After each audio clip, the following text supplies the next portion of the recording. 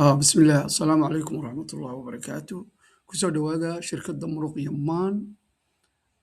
oo muddo 11 sano ah ka shaqeynaysay arrimaha dhisidda ama qodidda biyo xireennada baraagaha wadda bannaynta magaalo qurxinta intaasoo howla waxaad ku soo dhawaataan qodidda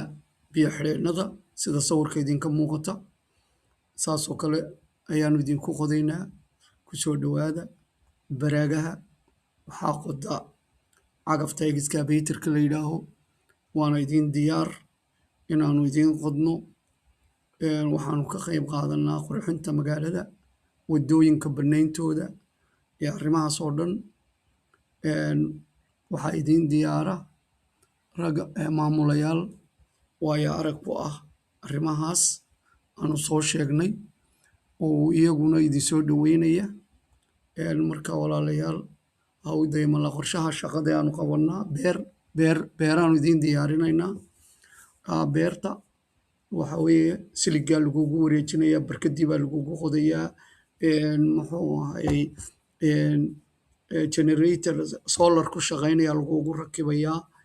beertii baa laguuba beeraya iyadoo diyaarsan baa lagugu wareejinayaa qiimahana waad nagala soo xidhiidhaysaa biyo xireennadii waa diyaar waa laydiin qorayaa waa laydiin qodayaa waddooyinkiina waa laydiin bannaynayaa marka insha allah arrimahaas oo dhan waa arrimahaanu qabanno halkana sawiradii qalabkii shirkadda ayaa idinka muuqda insha allah nagala soo xidhiidha nambarada ku qoran halkaa ama email noo soo dira insha allah biidni illah kariim waad ku mahadsantihiin daawashadiina iyo xiisihiina shirkaddan baaraka allah fiikum wasalaamu calaykum waraxmat